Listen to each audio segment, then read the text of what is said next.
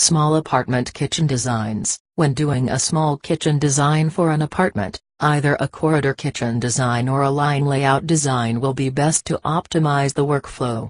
The corridor design does have its limits and may not be able to be used if the kitchen is too small.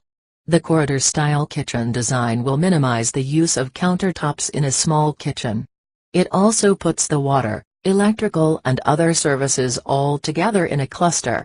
It will enable you to have access to the appliances all at once without having to walk to the other end of the room. A corridor apartment kitchen design can have walls on both sides. This design allows you to walk down the middle with tight walls on either side of you. In the corridor design, it is best to keep the sink and dishwasher together since the water supply and drainage will need to be accessible to the dishwasher. In a small apartment kitchen, you will definitely want to avoid putting as much stuff on the floor as possible. Smaller appliances may fit in the kitchen, but just because they are small does not mean they can be placed just anywhere. Minimal appliances will need to be used since a smaller apartment kitchen cannot provide space to accommodate the bigger appliances like a large kitchen can.